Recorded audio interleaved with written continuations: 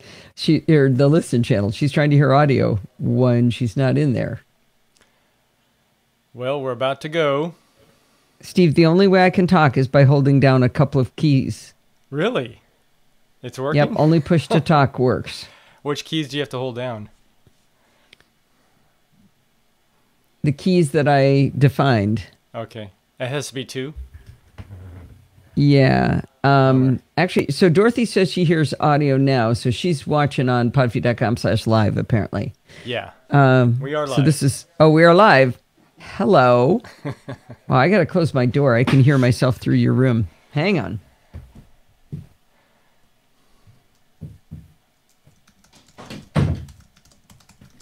So this is fun. Okay, Dorothy, can you hear me right now on the live video? That is the question. I think I should be fine on the live video, but I want to make sure. So Dorothy's the only one not in the live show listen. So I'm trying to see if I'm... Okay, Dorothy says she can hear me on the live show. So the audio input I'm choosing is correct, and Discord is just being stupid. All right, I'm going to quit Discord one last time and see if I can fix it with a restart of it. Give it a shot. Yeah, I had done that about 6 times. So that's awesome. And I'm going to go back in. I've seen push to talk fix it before.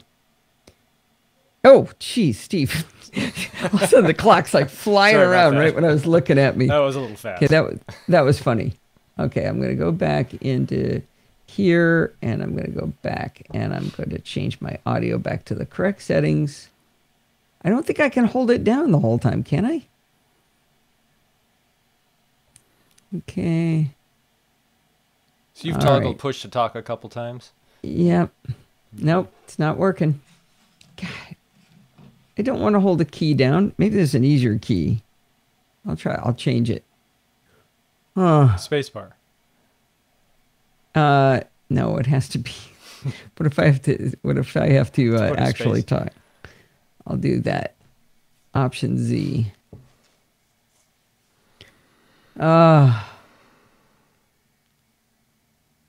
Okay, this is going to get old real fast. I literally have to hold 2 keys down the entire time I want to talk. If somebody can figure this out, that would be nice. That's so they can hear you on Discord. Yeah. Wow. How much do you have to hear me on Discord? Uh-oh. Am I still in Discord? I see you there. Yeah. It disappeared. You're showing up here. Oh, there it goes. All right. This is going to be awesome. And hear you great. Good. All right. So anytime I want to do something, I have to hold down these stupid keys. This is going to get... And Discord keeps just vaporizing. Sounds like Discord's a little buggy tonight. Yeah, it does. I think I know what's wrong. Oh. No, not wrong. Just a little bit wrong. I know why it's disappearing. Okay. Okay, so we should, let's see, we should probably take roll call. We forgot roll call. We've got Steve and Sandy and Kevin and Alan. And let's see, I don't think Nick's really here. It looks like TJ's here. And is Adam actually here? I never know. He's Probably on not. in there. And Dorothy and Marco. Marco's Hi, back. Marco. Nice to see you again. And John and Rose and Rick, and somebody's in on the Titan bot with Frank rolling up in the rear there. I really don't want to hold these keys down. Is it, do you guys get more, is it more better to listen to me on Discord than it is to listen to me on the live stream?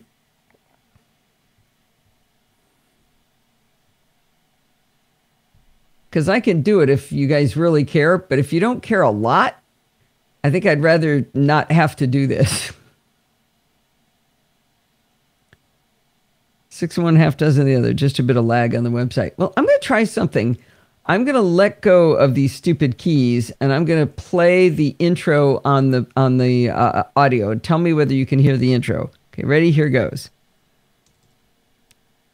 Hang on. I messed it up.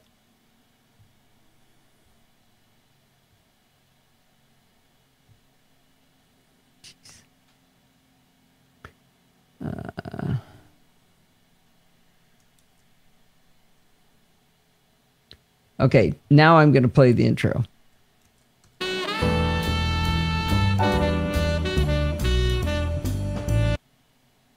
Okay, did you guys hear that? I heard it. Yeah, but you aren't listening in Discord, are you? No. Then it doesn't count. Okay, guys, I'm sorry, but I think this will drive me bananas. Trying to hold this and trying to move cursors and stuff. So, do you guys mind going over to the live page? Unless somebody, maybe TJ's got an idea. How can I fix this? Oh, I see what's happening. This is bad. The keys I've chosen to hold down are closing windows. Unintended consequences.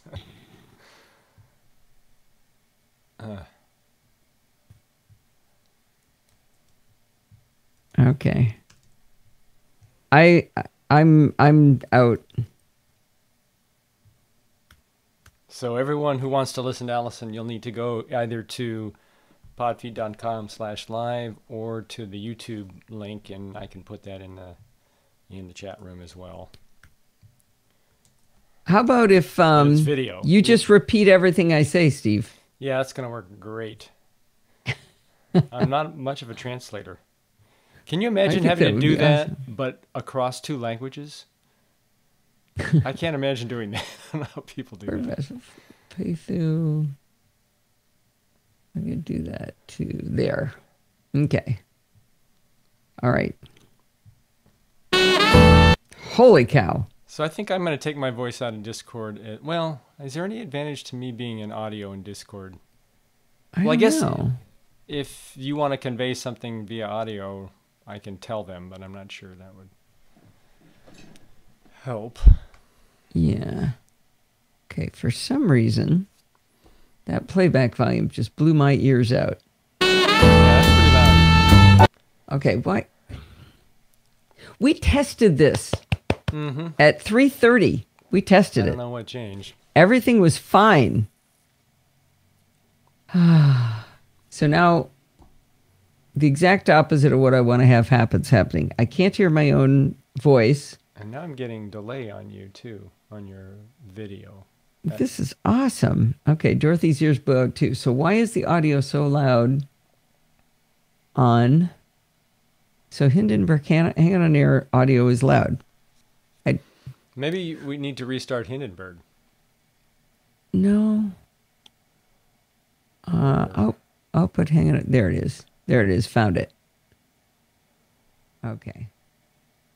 Go. What's my audio recording? Okay. I think this is going to work. Okay, Dorothy, let me know how this works. Your voice is quite a bit quieter. I'm going to bring you up here in Mimo. Oh, okay. Let's hear a playback. Wow, that... Nope. Still loud. Put your live audio back because it's pretty low. Put my live audio back. You lowered your audio? You lowered your audio, now you're really quiet. But your playback is loud. Yeah, those are the same thing. That's not what I'm hearing. They are. I know. So I don't really want to have it up that high. Something just came up. Yeah, I just moved it, but I was at 50. I'm at 50. This is 50%.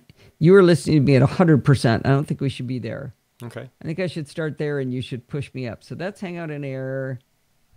The output of Hangout on Air input. My input is set to... Oh. My input should be this. There we go. Okay, so I can do that. But why is this loud? Okay, I got to fix... Oh, man. Seriously, we worked on this. Okay, so playback from that. So that's loud to you guys, too. Yeah. What is the tool you're using to control that? Is that Audio Hijack? Many tools, Steve. Okay. So Hindenburg's output is... Today's the 9th, right? Yep. By the way, do you have you have the blog post, right? Yes. Okay. So that is... That's Hindenburg. Hindenburg's preferences say the output is going to my headphones. That's where that's going. And then loopback, which, by the way, I defaulted back to the old loopback, which doesn't have any audio volume controls. That's hang out on air input. But if I turn down hang out on air input, that volume, if I do that, you yell at me. Yeah, you're really quiet now. And if I turn this... Now we can't hear you. Oh my gosh. You know what? I think you're going to entertain the crowd, and I'm going to restart because none of this makes any sense. Okay. Why don't you restart and... All right. We'll see you in a couple because that's just a mess. If by chance, before you do this, I'm not sure this will cause a restart in the video stream, but if it does, I'm going to have to send out a new link, and people will have to refresh the video feed to get the new link. Okay, Allison, are you restarting? Bye-bye. Allison is leaving us for a little bit. Oh, we have a nice frozen view over there. No, I can't dance very well, Frank.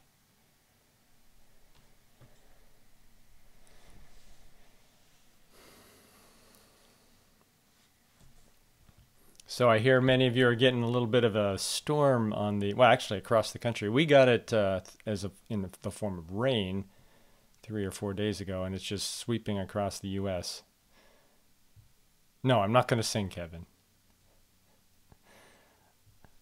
So I guess many of you in the Midwest and now maybe approaching the East Coast are getting snow. I heard Lubbock, Texas, where we have some friends, got like 12 inches of snow, and they rarely get that much snow.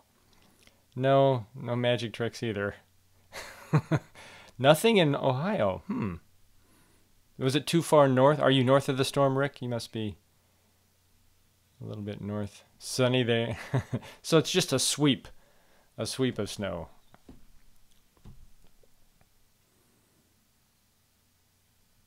And is that in Alabama, John, that you got rain for the last day and a half? Yeah.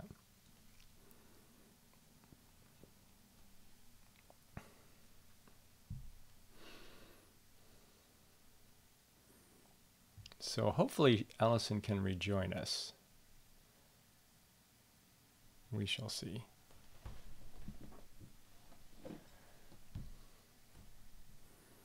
Nothing you can... Did anyone get snow? Sounds like snow missed the entire chat room.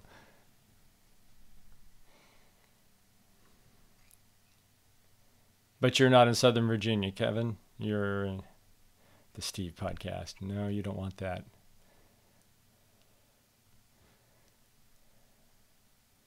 We could just do this.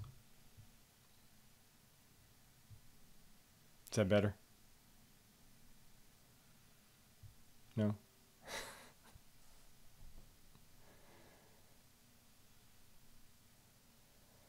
Yeah, this makes for good podcast. Well, she's back.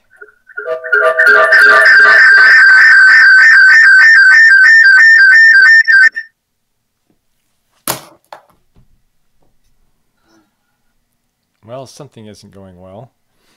Yeah, that's her different camera. I think she's working on it.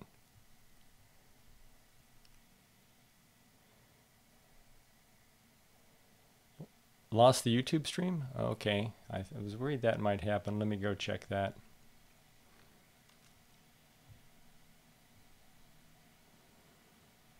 Okay, so for those of you in the chat room, I'm going to probably need to restart the YouTube stream. Hold on a moment here.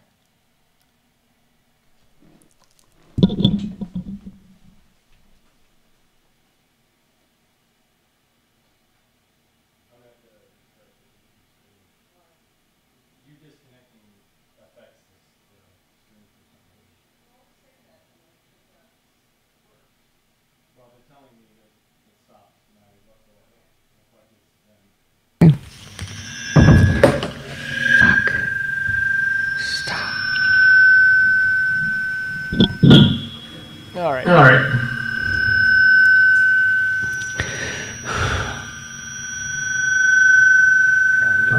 feedback. I know. I can't. I can't fix it. I can't even mute.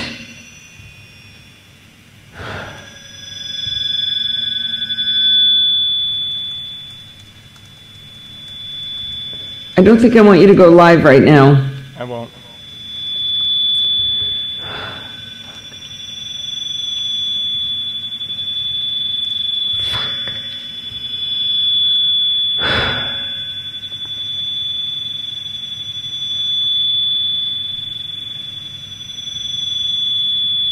I don't know what it is.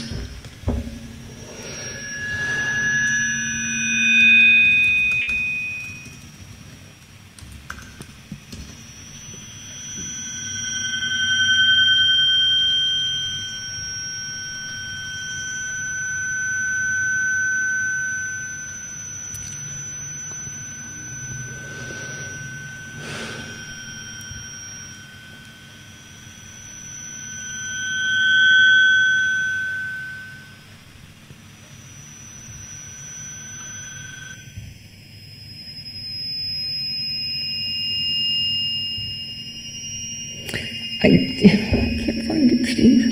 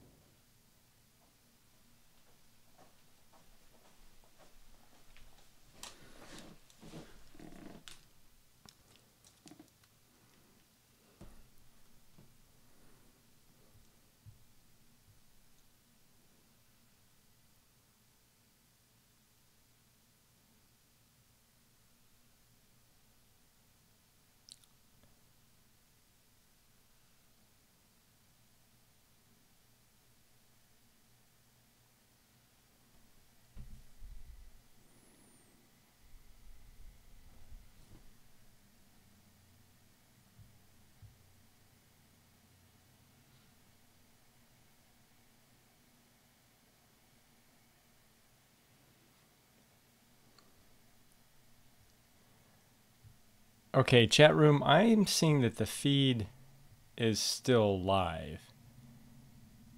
Is that what you are seeing?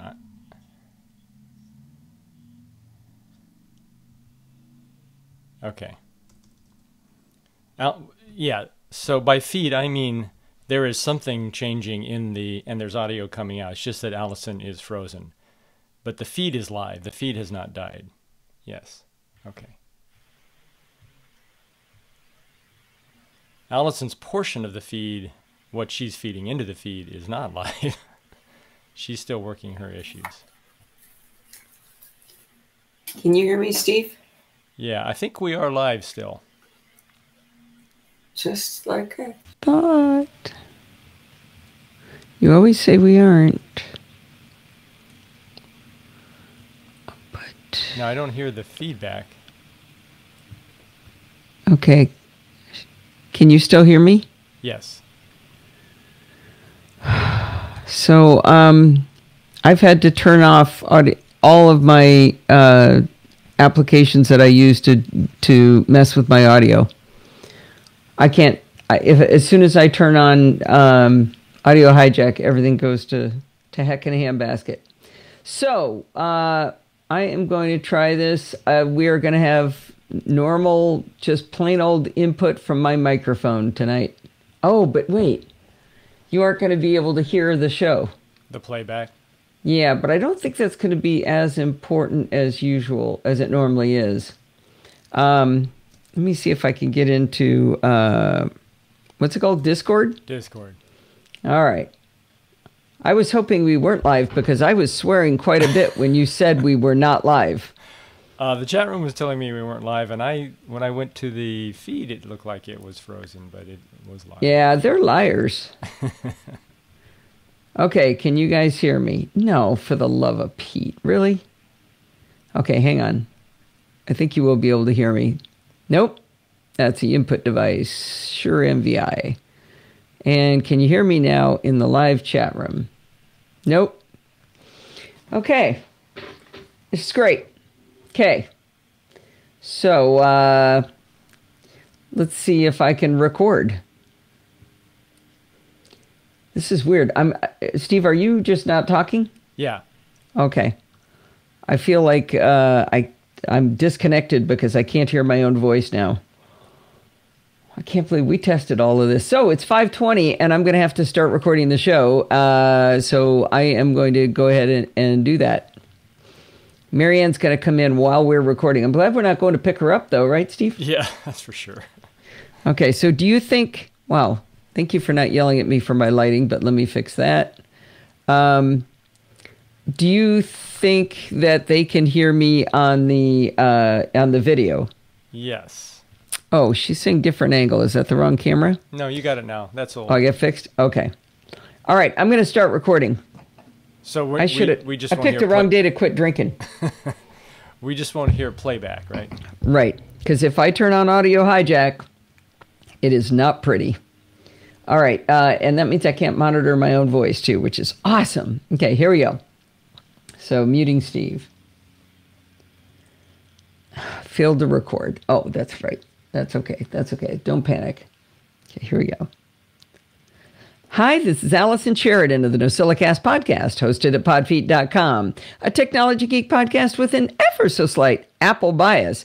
Today is Sunday, December 9th, 2018, and this is show number 709. Well, before we kick into the show, I wanted to start with 2 corrections/additions from last week. So let me take a look at those. That was too loud. And I want to hear how that sounds because I can't monitor my own voice.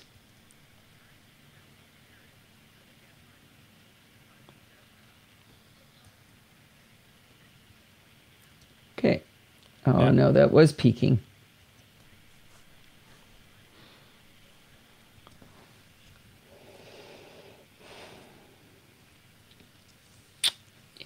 I need audio hijack. Get ready to cover your ears and listen to some more swearing. Well, wait a minute. Hang on. So my mic is peaking, but I should be able to fix that manually. Input device should be this, and I should be able to switch sound preferences. Should be able to lower the input of my mic. So if I bring that down, does that change the input? Yep. Yeah, there it does. And I have to compensate okay, here. just hold on. Hi, this is Allison Sheridan. Okay, that might be it. Okay, let me do that again. Well, it's going to take forever when I can't hear my own voice. Okay, sure. Save, yes. Replace, yes. Hi, this is Allison Sheridan of the NosillaCast podcast, hosted at podfeet.com, a technology geek podcast with an ever so slight Apple bias. Today is Sunday, and this is show number 709. Well, before we kick into the show, I wanted to start with 2 corrections/additions from last week. They're both about my review of the Epson ES300W scanner. In the review, I said that I chose PDF/A as the format of the output, and that seemed to improve the scanner software's ability to provide accurate OCR. I also said, I have no idea what PDF/A is. Well, luckily, Klaus Wolf commented on the post and answers that question. PDF/A is a PDF designed for long-time archiving. Theoretically, it is designed to still be opened in many years. PDF is very flexible with what it allows these days, and all of that flexibility is hurting archival efforts. Thus, the PDF/A format was introduced, reducing the flexibility and thus longevity. Really shouldn't have impacted OCR, but whatever works, works. Well, thanks for that, Klaus. That's really interesting. I have a feeling something else was actually going on with OCR when I was working on that, and that the choice of PDF/A was actually a red herring. I think maybe the OCR software continues to crunch on the file even after it appears to be finished. I was trying to figure out why some of my scans weren't being recognized by Hazel. In the interface of Hazel, you can ask a specific rule to be previewed by selecting a file. I'd select a file that hadn't been renamed as expected by Hazel, and I chose the relevant rule, and then it would say that all of the tests for recognition had failed. In this case, these rules are something like text matches Bank of America. But then I'd do something else, and I'd look back at that same screen without having touched it, and the rule would have changed to passing instead of failing. I don't know, maybe I was fiddling around with the PDF/A thing right when the OCR software actually finished recognizing the text. In any case, thanks for the explanation to Klaus.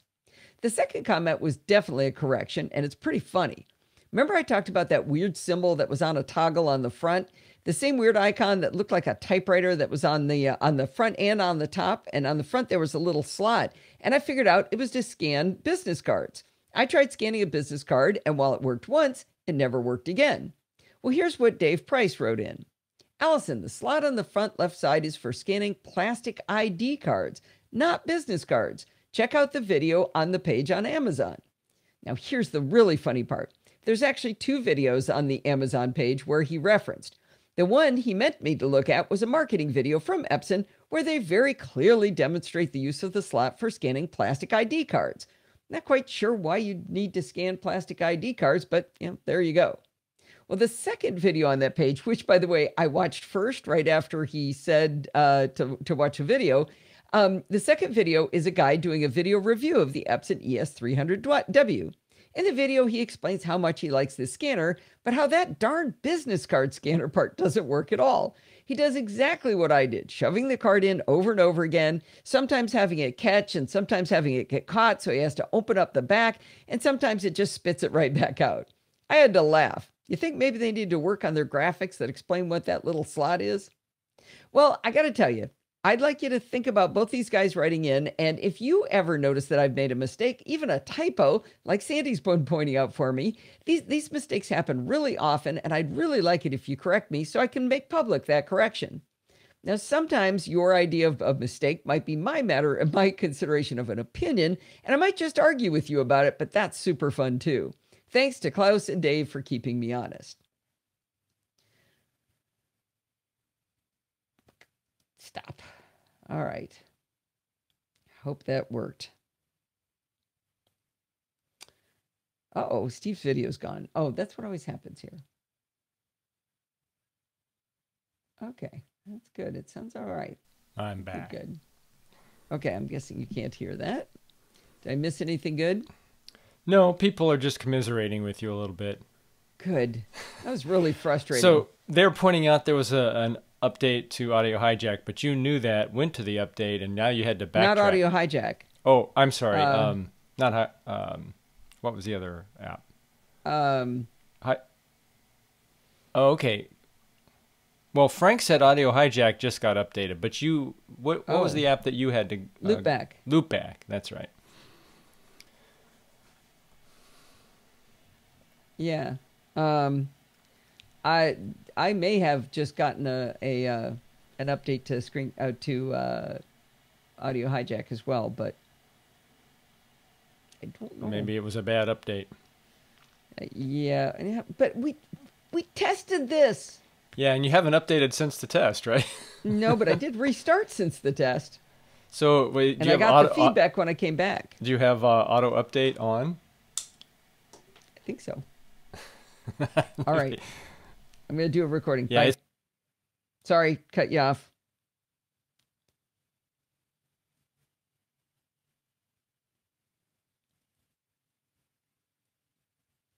Well, I'm really pleased to announce that my latest video tutorial for Screencast Online has been published. I decided to dig deep into 2 applications that I've recommended to you before, both of which are designed to figure out where all your disk space has wandered off to. The first is called Omni Disk Sweeper, which is free from the Omni Group. It's a text-based application, and it's very, very simple to use, so I don't spend a lot of time on it, but it is one of the tools I use really often. The second is Grand Perspective, and it graphically shows you the sizes of your files. I've been using Grand Perspective for years and years and years, but in teaching it, I discovered that it is much more capable than I ever even realized. The customizations and rules you can create in it are positively amazing. Go check out this tutorial at Screencast Online under the title Monitoring Disk Usage. That was fun. A Hazel update just popped up. Maybe I should have Do Not Disturb on. Okay, let's see. And now I just got question. Yes. Did you talk about the Chit Chat Across the Pond episode? Nope, did it out of order. Okay. Okay, let's back up and do Chit Chat now. Thank you, dear. You're welcome. Chapter mark. I don't think it matters too much what order those are in. Yeah. Copy link. CCA with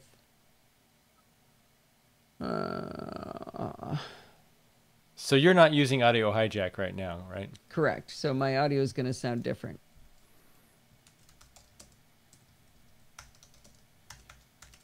Okay. Muting Steve.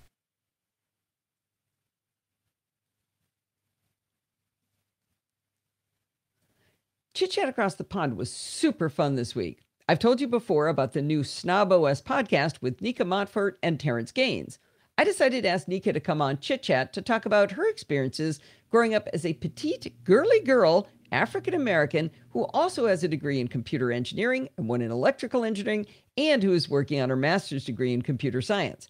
We talked about her mentors growing up, who got her into computers, and what it was like being either the only woman or the only black person in each of her classes. She's delightfully open and happy and fun and has some really great stories to tell.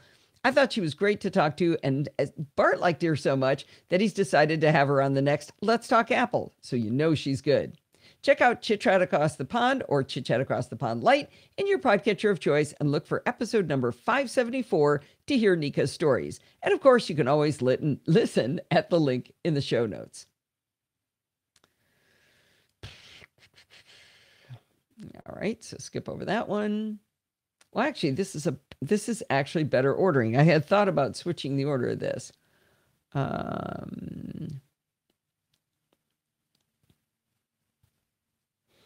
Yeah, let's see. On Apple. I'm not putting the titles in. Sorry, we don't have time for that. I don't care what you say, Kevin. All right, how does this break sound?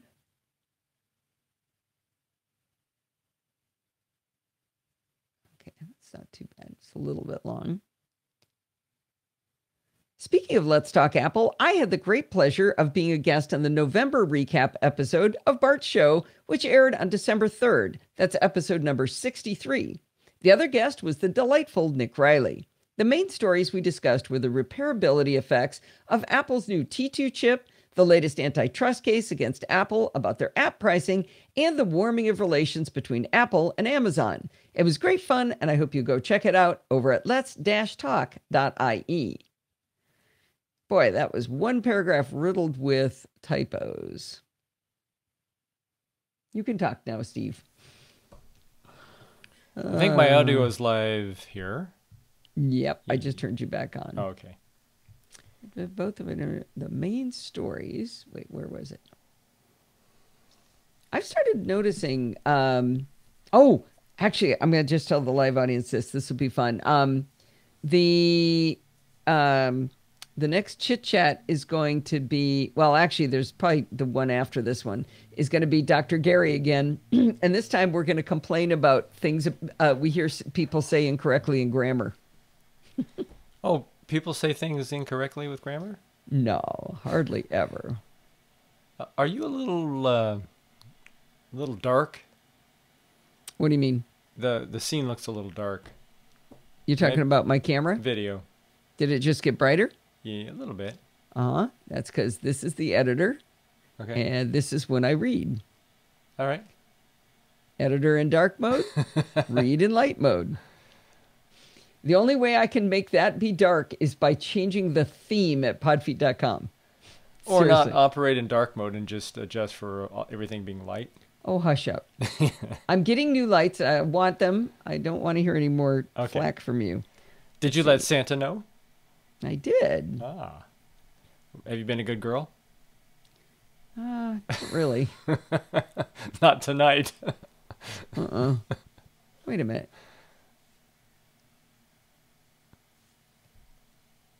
Oh, that's where it goes. Okay, that is right.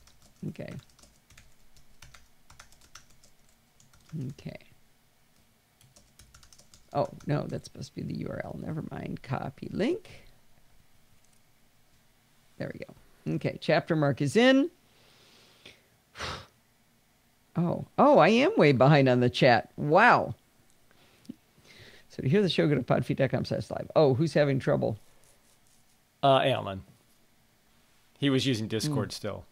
Oh, poor thing. All right, we're going to talk about Hydra. It's probably weird when you just hear me because I'm just responding to you, basically. Yeah. Yeah, it must have been strange. Maybe I shouldn't be doing audio in Discord. It's kind of a one-sided conversation. Well, most people come to hear you talk to you anyway. So. All right, I'm muting you. Nuts. Hang on, I got to refresh this. This is not the right version. These are not the order I wanted to do these articles in, but that's okay. All right, here we go. Have you ever noticed that when you look at a beautiful scene with your eyes, and then you take a photograph of that same scene, you suddenly realize that there's these terrible dark shadows with no detail, or those puffy white clouds you were admiring all look like one continuous blob of white? That's because your eyes can perceive a high dynamic range of light, but our camera sensors can't do nearly as well as our eyes can. From a phone camera to a full-size digital SLR sensor, none of them can do as well as our eyes. Luckily, there are methods and tools to capture and reveal that high dynamic range, also known as HDR. Recent models of iPhone and Android models all include HDR modes, which do a pretty good job of capturing that range, but you can do even more with some tools for your computer. The darling of the HDR industry is Aurora HDR, but I'm not personally a fan of the policies of the company that creates it. The company's name is Skylum, formerly known as MacFun.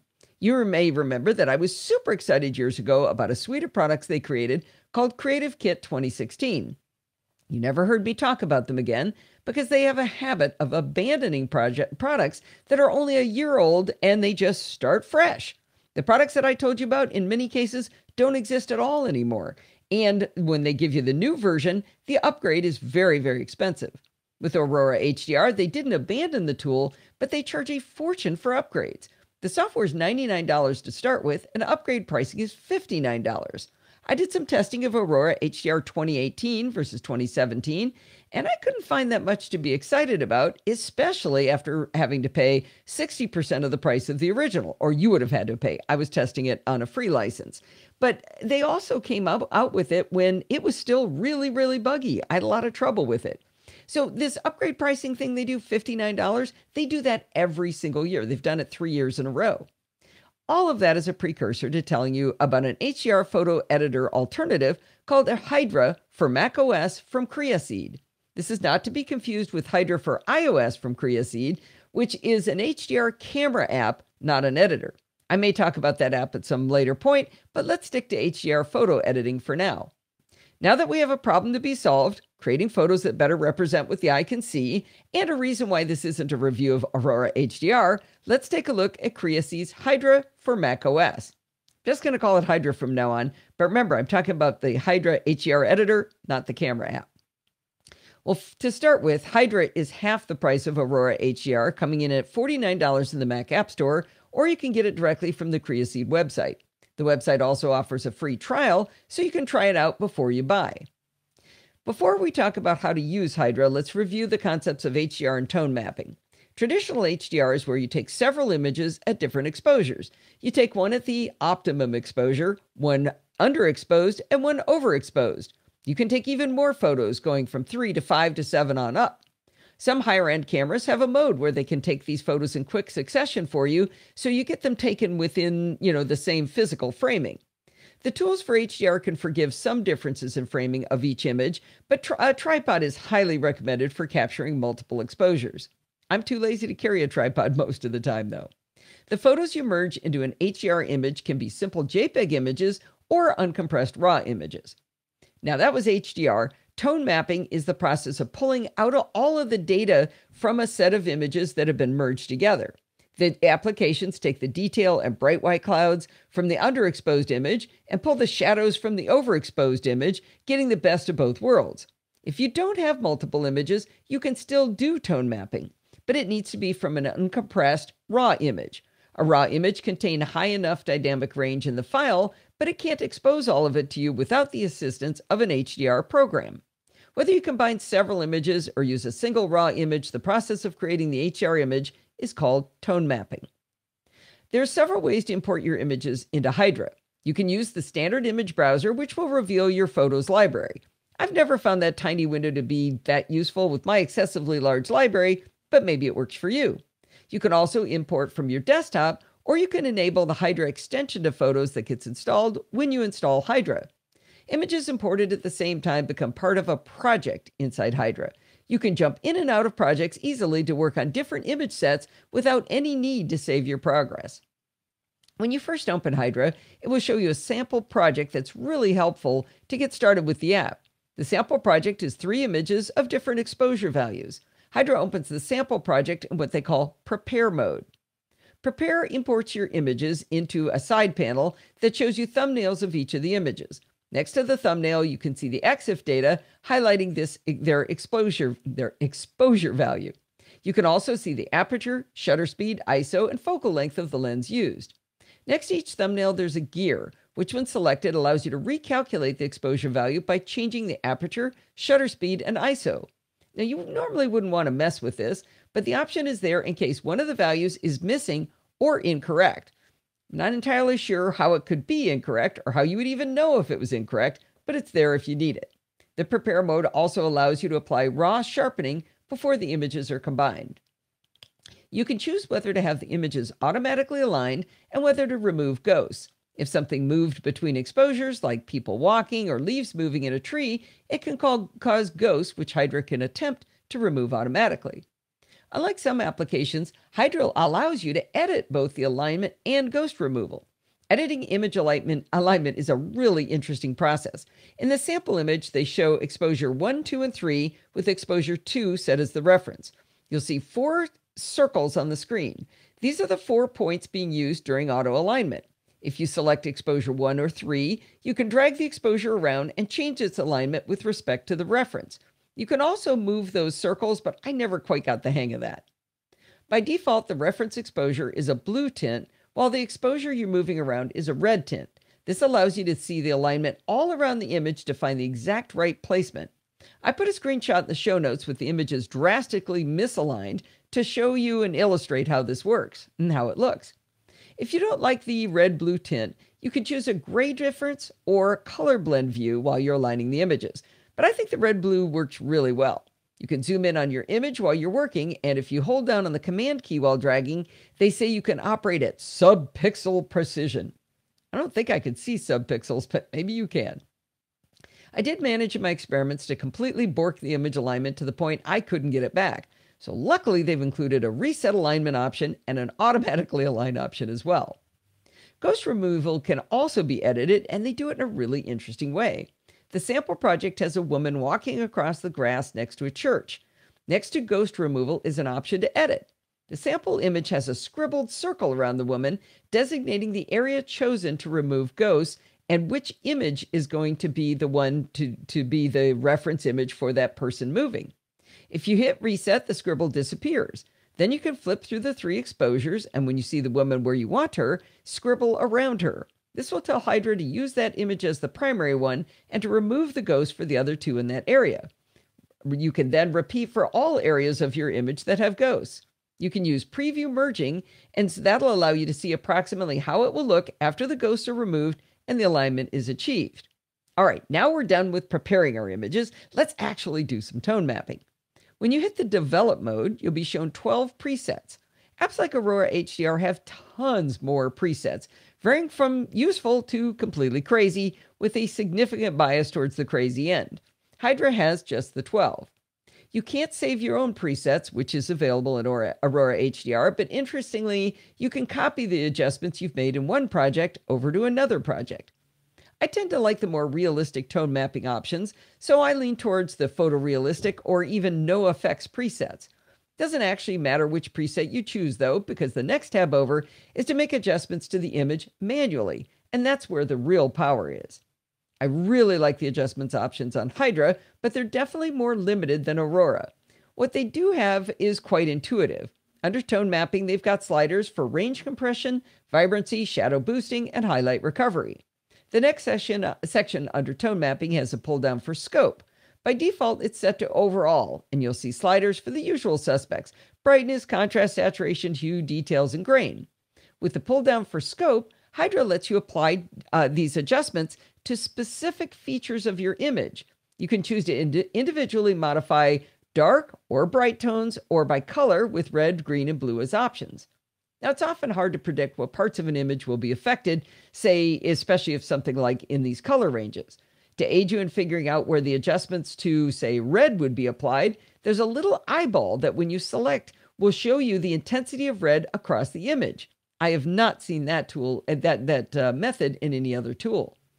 There's a vignette option in Hydra that only has radius control, which is pretty limiting. You can't change it from a dark vignette to light. You can't change the intensity of the effect, just the radius. I'm not sure that applying a vignette inside an HDR tool is that critical, though. At the bottom of the adjustments window, you'll see 5 circles where you can save snapshots of your work. Let's say you've got a pretty good-looking image, but you want to experiment some more. Rather than trying to figure out how to get back to this known state, click in a circle and tap the plus button to add the current settings as a snapshot. If you find you've snapshotted some settings that are not as pleasing as you originally thought, you can simply hit the minus button to remove that snapshot. Probably the most helpful button of all is the Reset Adjustments button, which gets you back to square one. I just realized you can probably hear my little sounds coming in. I am not on Do Not Disturb on my iPad.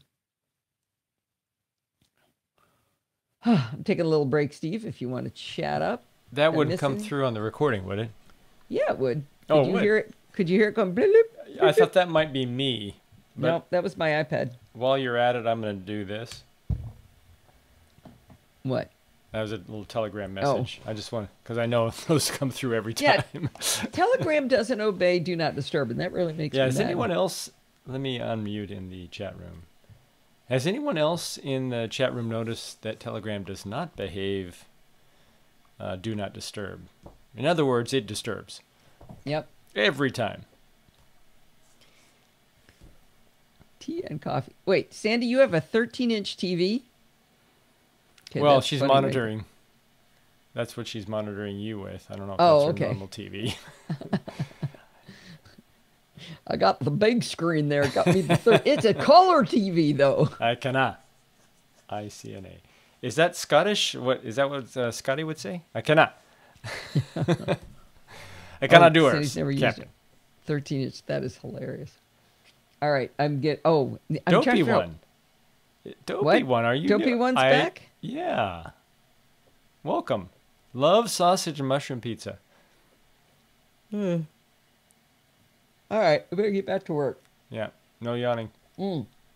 Has Marianne's flight landed yet? She is.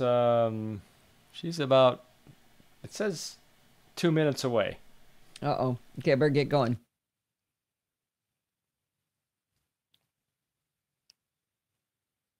I've said I'm not a big fan of Skylum, makers of Aurora HDR, but I gotta say I did miss some features of their software when working with Hydra. The main thing I miss from Aurora is the ability to affect the top and bottom of an image separately. It's natural to want to affect the sky separately from the ground, but Hydra, to my knowledge, has no such capability. Hydra does have a split view that allows you to see the before and after effects of your image adjustments. If you've merged multiple images, you can choose any one of the original images to use for the comparison, or you can use the un-HDR'd, untone mapped, but merged image. I find that sometimes I've gone way off the rails with my image adjustments, thinking this is looking great, but then seeing that comparison highlights if I've gone too far. In those cases, I sometimes find that the original combined image was better than what I've done, and it's time to start over.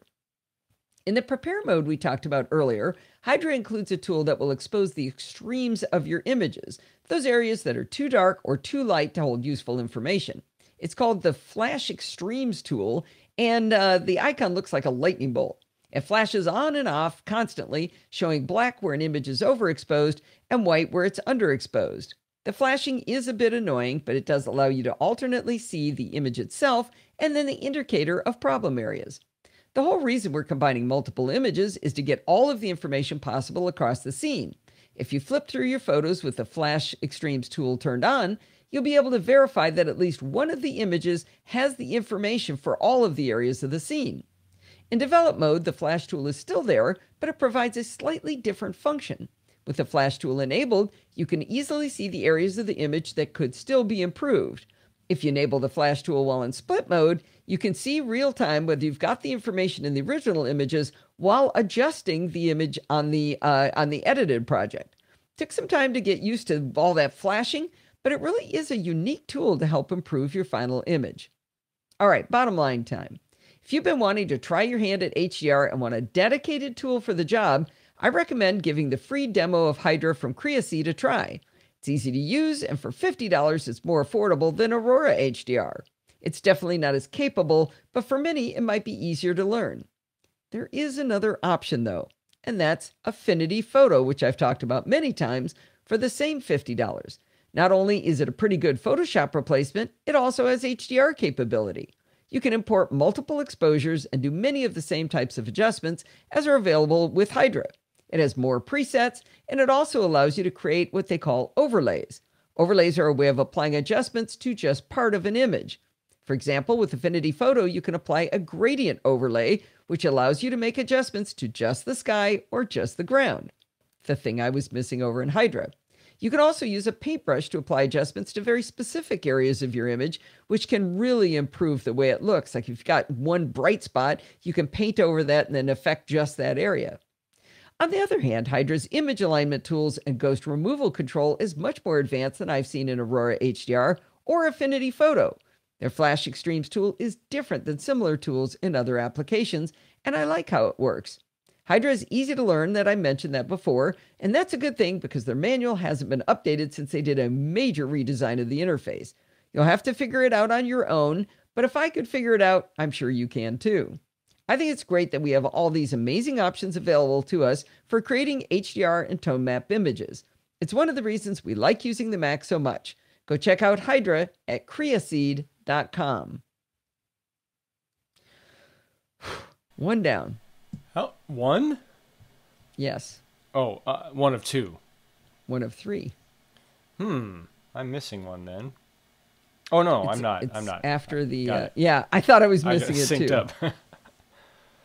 All right. I thought I talked about my dock last week, Steve. Let me check. Let me do a quick check. Guys, did I talk about my dock last week? No, it says I published it on 12/5. You know, the show is 12/2, so I don't think you Yeah. could have. Unless you published late. You didn't delay the publishing I thought I date, remembered did you? holding the dock up and showing it to you guys. Yeah, it's a blog post, right? Yeah, maybe I had it and I hadn't reviewed it yet. Yeah. Yeah, December 5th. Let me go to the podcast. Wait, it says September 28th is the published date. What? I'm serious. That's what it says. Really? Look on the blog post. What does it say right underneath the title before it says by Podfeet? Hold on, I'm going to it. Sandy can't remember either. Oh, jeez. It's tough to get good help. Mine says December 5th. Okay. It might be just a bug in the way Mars Edit pulls it. Yeah. Oh, I should do a chapter mark. Okay. And, I need to go back. No, I don't see here. it last week. Okay. You talked about the scanner. Maybe that's what you showed him. Yeah, I bet it was. So unfortunately, I can't really show you the dock because it's not without connected. disconnecting everything. Yeah, it'd be just like me to do that, though, wouldn't it? Okay, where's my post for that? It's this. Copy link. And there. Nope. You like my title? Let me go to it. CalDigit TS3 Thunderbolt 3 dock. More ports, more money, more better. More better. You could tell that's what I really meant, wasn't it? Mm-hmm. All right, here we go. It is very cute. This new dock is this big. Actually, put the picture in, the first picture. Let me go to that. All right, I am going to mute Mr. Sheridan.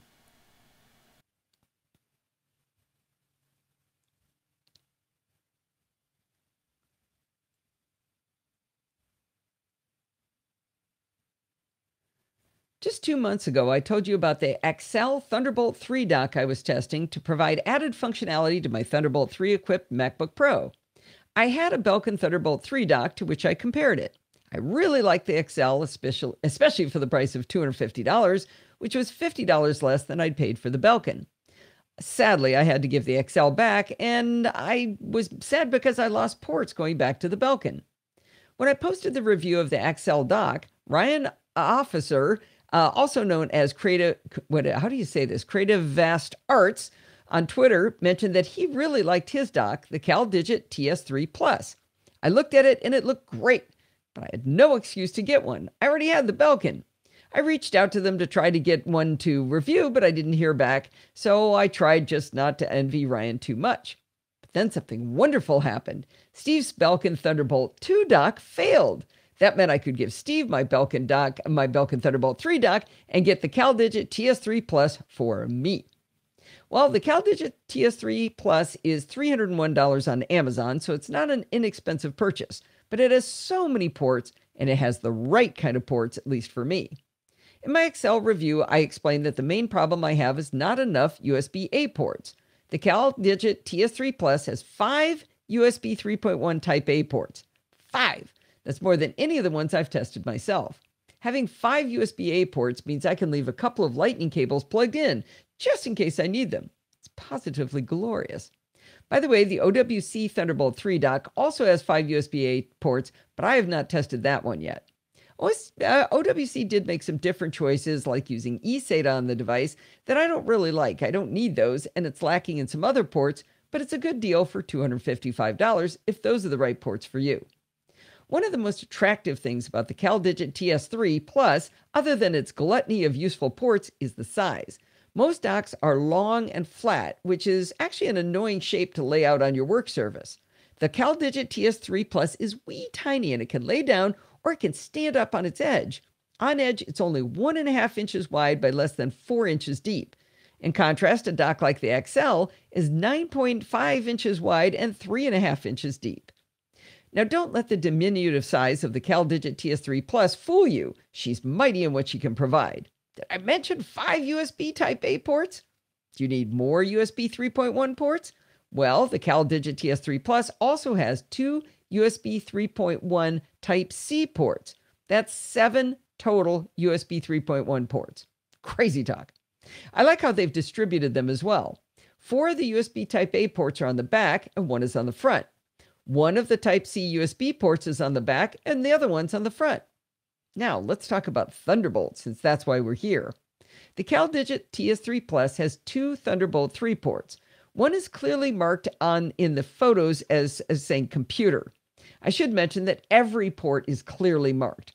With the other docks I've tested, it was sort of a guessing game to figure out which port provided which functions. Since Thunderbolt 3 and USB 3.1 both come out of USB-C ports, it's very important to have those markings be clear. You want to know which ones are the Thunderbolt ports.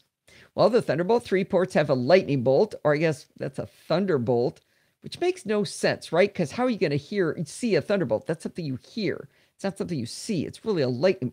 Anyway, don't get me off on that. The USB 3.1 port on the back says USB 10 gigabits per second. Interestingly, the USB 3.1 port on the front says 5 gigabits per second. So keep that in mind if speed is your highest priority. But again, it's clearly marked so you know.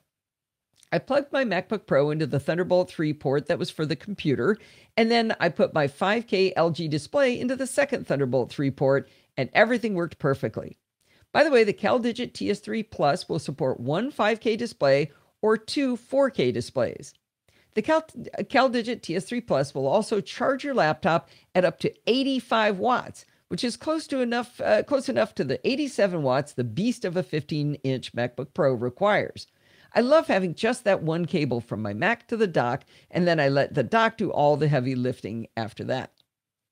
After a while using the CalDigit TS3 Plus, I started to get an error saying that a USB device was using too much power.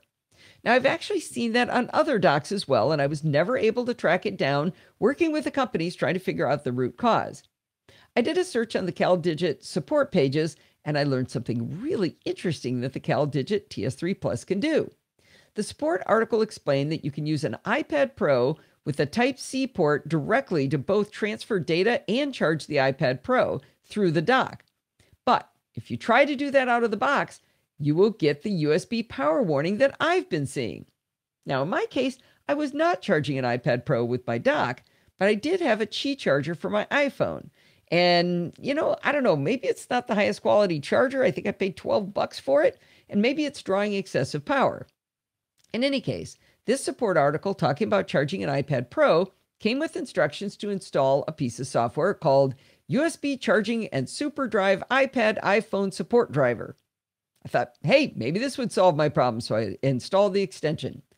The good news is I did not get any errors anymore with my iPhone sitting on the Qi charging dock. So I thought, let's do a stress test. Let's plug in the 12.9-inch iPad Pro into the CalDigit TS3 Plus via USB-C and the Qi charging dock and see what happens. Well, after the iPad annoyingly launched iTunes to sync and began charging, just like they said it could, I didn't get any power warnings at all. For about 5 minutes, and then I got the power warning.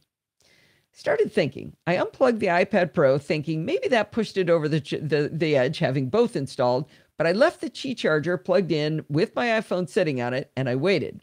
Without the iPad Pro adding to the USB charge load, all was good, and I didn't see the USB charging warning again. I haven't gone back and tested with the iPad Pro, but I don't actually need it to do that, so I was real happy that that warning went away on my Qi charger. Now, I'm not a fan of reading manuals, but the manual for the CalDigit TS3 Plus is really well written and organized and explains things quite well.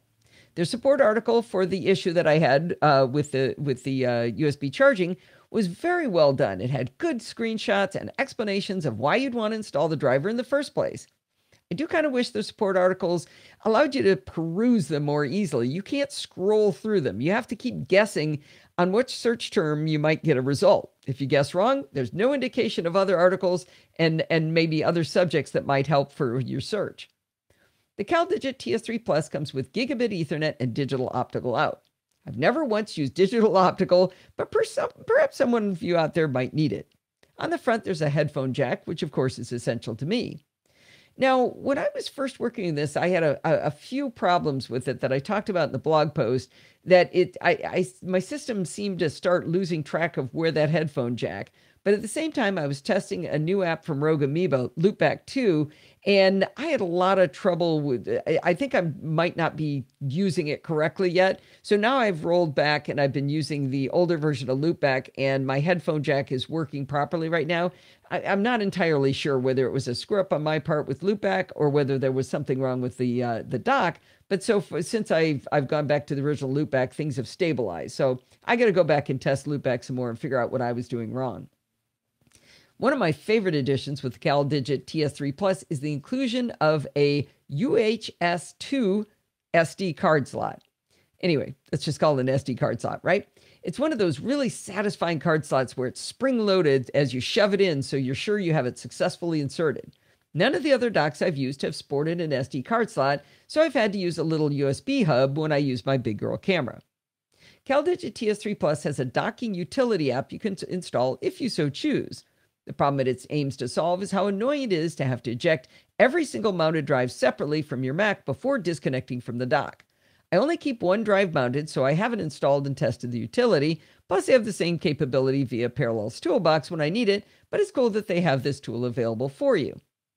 You might be wondering why I've been so precise in always calling this dock the CalDigit TS3 Plus instead of just saying CalDigit. That's because on their website they talk about the CalDigit TS3 and the TS3 Lite. As far as I can find, these docks are no longer for sale. The TS3 had eSATA ports, and I guess those are no longer de rigueur now that we have Thunderbolt 3. Bottom line time. I have to say that I love the CalDigit TS3 Plus. I love all the ports. I love the clear labeling that is well explained in the manual. It's not the least expensive of the docks I've used, but it's definitely providing the most value to me.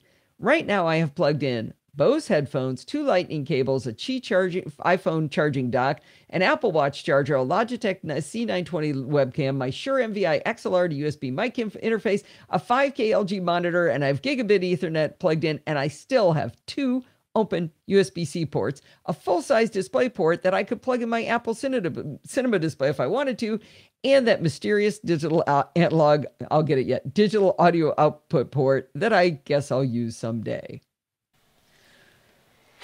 And hopefully that's not the device causing all your audio problems today. Which one?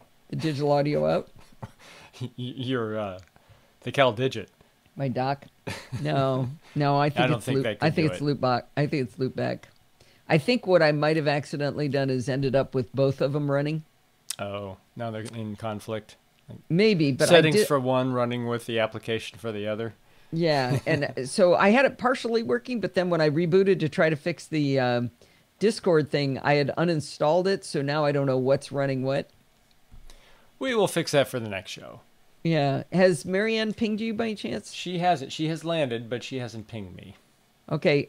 Ping her directly and tell her we are still recording, but would like to know when she's successfully in the Uber.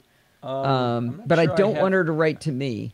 I don't know if I have her recent phone. Is her phone number No, in she the doesn't US? do it on her phone number. She does it on her email address because her phone number changes. Okay. Let me make sure I've got the right but one. I'm not going to say it out loud. Okay, let's see. Oh, no, it's not time for a chapter marker.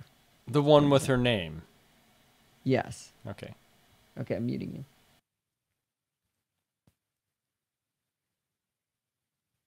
In the review I just finished about the CalDigit TS3 Plus dock, I told you everything I had plugged into it. If you look at that blog post, you'll see that everything on that list that can be bought via Amazon has a link to Amazon, including the CalDigit TS3 Plus. If you follow those links and actually buy any of those items, a small percentage of the price you pay may come back to help the show. Heck, you can click on those links and then buy birdseed, and even if that purchase will go to help the show. It's one of the 2 ways I can keep the podcast cost neutral, and it doesn't cost you a dime. Thanks to all of you who've been using the Amazon affiliate links to do your holiday shopping. I'm going to fix that gap. That looks kind of long. Yeah, forget it. Okay, let's see. I'm going to do a chapter mark. And we're going to do, this is AirPlay 2. What is that fan? Oh, I got to tell the guy. I'm going to put Steve on so he can talk too. This is hilarious. We had a little dinner party last night to celebrate the completion of our home. And let me go get it. Or do you have it? No, it's downstairs on the entryway table. So we got a whole bunch of people brought wine. They brought gin. They just brought all these lovely gifts. People brought us chocolate. There were joke gins. There was good gin. There were 2 good gins. Anyway, one person came. I don't know if you guys remember. Ed Tobias is. Thank you, Steve.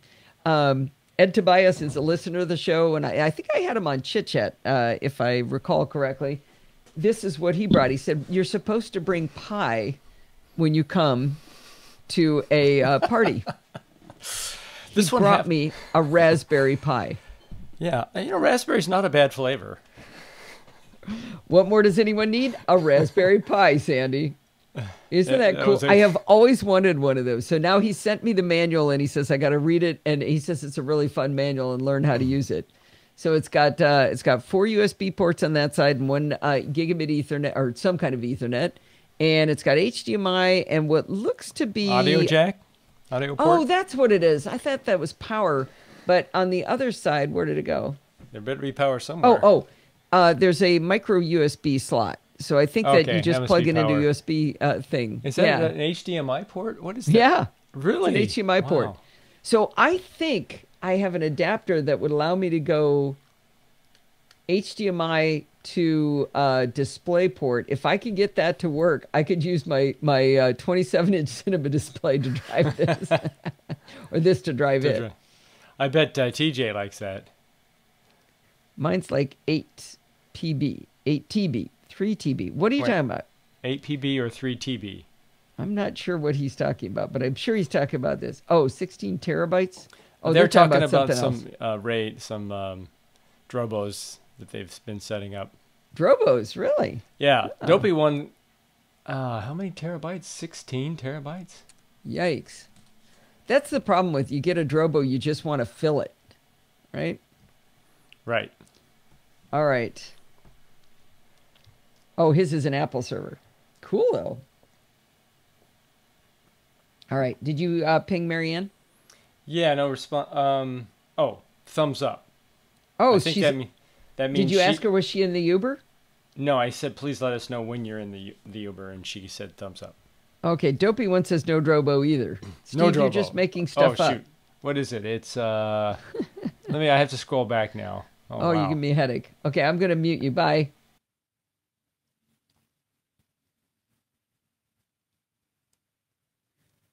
You guys know that I'm not a huge listener of music, and to be honest, Steve doesn't play music that often either. There are times that we like it, though, like during the holiday season. Steve loves to play the Charlie Brown Christmas music and other classics. Okay, Dorothy, I know you don't think anything after the 1800s can be called a classic, but other people do. I hear about people who install Sonos speakers and pipe music all over the house, and they seem to love it.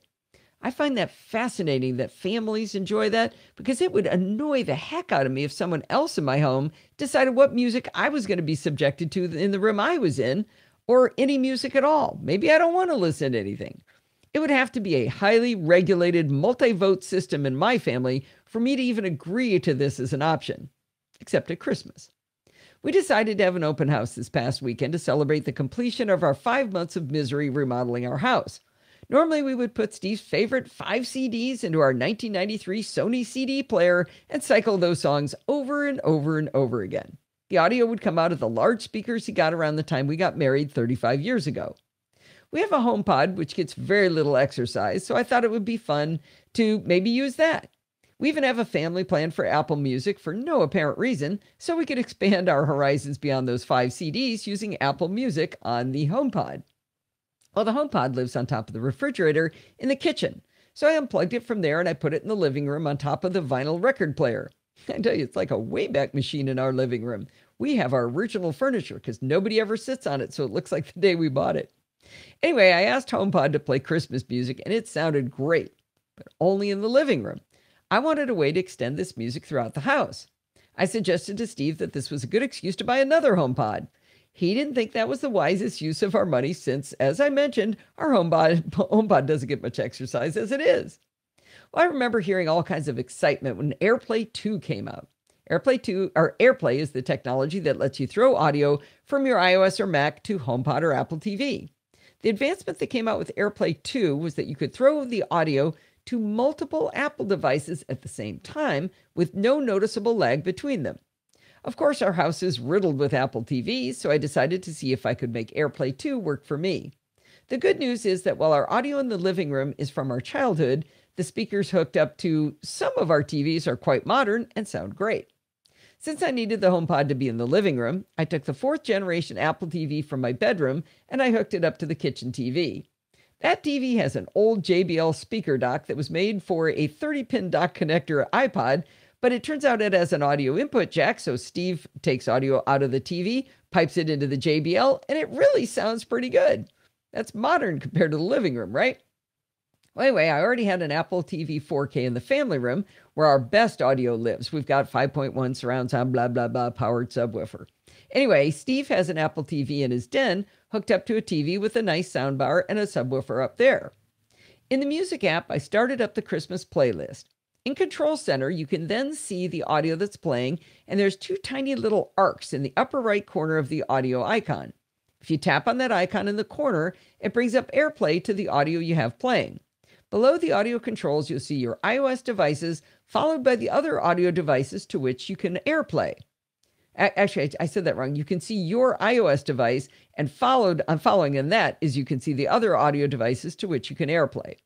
If you have newer Apple TVs, Generation 4 and 4K, and HomePods, you'll see them listed with circles to the right of them. They look like radio buttons, so you would think they would toggle from one to the other, but the circle actually means you can add them simultaneously, so you can put they're really check boxes. If you see a device listed, but there's no circle, like an Apple TV Generation 3, that means it doesn't support AirPlay 2, so you can only play to it and nothing else at the same time. I tapped all of the AirPlay 2 capable devices and audio immediately came out of only some of them. Everything's fiddly, right? The weird thing about this setup is that the TVs have to be on for AirPlay to be able to play. This is true even on setups like our family room where we have an audio-video receiver that sends the audio directly from the Apple TV to the speakers. You still have to have the TV on. In some cases, tapping the Apple TV in question turned on the TV automatically, but in our kitchen with a really cheap Vizio hooked up to that JBL speaker, I had to turn it on manually. I also had to flip some of them on and off a few times in the AirPlay screen to get them to play nice, but eventually they all joined the party. One thing I found interesting is that I could control this hive mind of audio without using my phone. I hollered out, "Hey, yes, lady," and suggested she skip to the next song or play something completely different. HomePod took over and obeyed my commands. That got me to thinking, who was really controlling things? Was my phone even necessary anymore, or had they all wandered off and weren't even using my phone? I decided to do an experiment. I fired up my phone, pushed the audio source to one of the Apple TVs, and then I put my phone in airplane mode, and the music continued to play on the Apple TV. I even turned off my iPhone, and yet the music still played on the Apple TV. So that was interesting. I mean, the Apple TV has the music app, so why couldn't it be playing it? But how did it know to keep going when I disconnected the phone? Well, next up, I tried connecting to two Apple TVs at the same time and putting my phone in airplane mode after they started playing. Again, both Apple TVs continued to play the music. I turned my phone off, and both Apple TVs stopped playing the music instantly. Well, that doesn't make any sense. After restarting my phone, I tried to repeat the experiment, but that time, all of the Apple TVs in the house and the HomePod just started pretending to be old devices and would only play one at a time. I quit music, went in and out of wireless settings, changed networks, and then only some of my AirPlay 2 capable devices indicated they could play simultaneously with that little circle. I fiddled some more, and then they all got their little circles back, but none of them would actually connect. Around this time, I got bored and realized I had to work on show notes, and I gave up on these experiments. I think once you get your Apple TVs and or HomePods playing your audio, I think you can stop using your phone to control them. But I can't be sure because my testing was inconclusive. What I can say conclusively, though, is that you don't have to go buy a bunch of Sonos speakers to play audio around your house. You only need a pile of Apple TV 4s or higher, and or a HomePod or two, and a TV connected to all the Apple TVs. Anyway, it was lovely to have holiday music making our entire house more festive during our party. I can also conclusively say that everything is fiddly. All right, we're in the home stretch. Where have I heard that phrase? I don't know, whenever I'm complaining about something, Lindsay quotes me on it. You know, I think you also positively concluded that tonight. Oh, yeah. It was Ain't it the truth? Extremely fiddly. I think I'm going to say that now. Okay, let's see. Oh, Kevin's reminding, have you inserted chapter markers and saved? I have. And, oh, good. I'm good. Okay, I'm going to meet you. Okay, this is funny. I didn't mention up front, but I had a ton of audio problems. In fact, still having audio problems. Not sure if you'll notice the audio quality is slightly different. For this whole show, I was never able to get my audio into the Discord chat. It's just been a big mess. So after I finished saying everything's fiddly, Steve said, yeah, things were pretty fiddly on your audio tonight, weren't they too? So everything's fiddly. Anyway, that's going to wind us up for this week. Do not forget to send in your dumb questions, comments, and suggestions. I do have a good dumb question that I will hopefully do for next week. You can do your own by emailing me at allison@podfeet.com. Want to follow me on Twitter? Check out @podfeet. Remember, anything you're looking for, anything good starts with podfeet.com/whatever it is. You want to become a Patreon? Podfeet.com/Patreon. Want to join our Facebook group? Podfeet.com/Facebook. Want to join our Slack group? Podfeet.com/Slack. Want to join the Discord chat room I was talking about? Podfeet.com/chat. Want to find those Amazon affiliate links? Why don't you go to podfeet.com/Amazon? And if you want to join in the fun of the live show, head on over to podfeet.com/live on Sunday nights at 5 p.m. Pacific time and join the friendly and enthusiastic NosillaCastaways. Thanks for listening and stay subscribed. Whew. The audio quality doesn't matter. Show quality does. That was nice of DJ. That is nice, Thank you. DJ. But bad audio will make people stop listening. So, I mean, it's just not as sweetened as I normally do. Yeah. Content is one, audio quality is right behind it. Yeah. Maybe sometime, if audio quality is bad enough, it will supplant the content because it'll drive you crazy. But if it's under that threshold of driving you crazy, content. And then video quality is like 17th on the list. Third place, yeah. Yeah.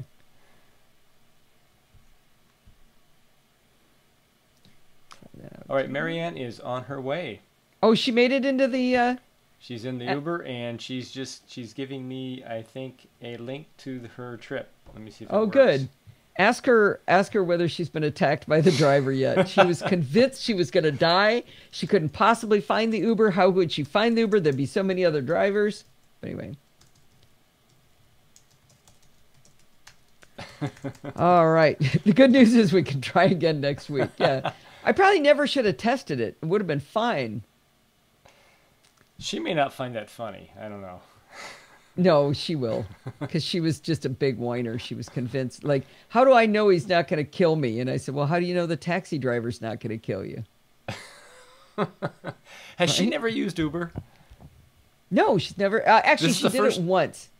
But I think it was like from a hotel, so she was worried about from the airport. Tell Marianne I love her Twitter feed. Oh, good. Her Twitter feed. What did she put on Twitter? She's she's Dr. Lamb Chop.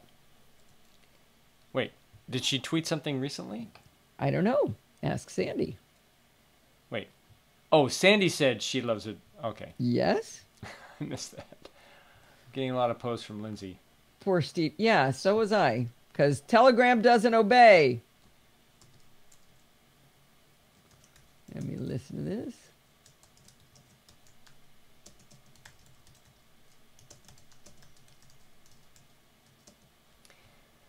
I asked if she's been attacked yet. Her response: he's thinking about it, I can tell. # psychology. # psychology. So I don't know if you guys heard, but she tweets a lot about political stuff. Yeah, she's hilarious. What was I going to tell you? Oh, yeah. So I don't know if you guys heard it because I don't know whether I was even hearable at the time. But we are going to do a chit chat where we just complain about people's grammar, about grammar mistakes. So, I hear a dog. Oh, actually, she should have had her bells on. Maybe next week. Yeah. As we approach the Christmas, the holiday. Yeah. Jessica can wear her bell. She wore them last night. People loved them.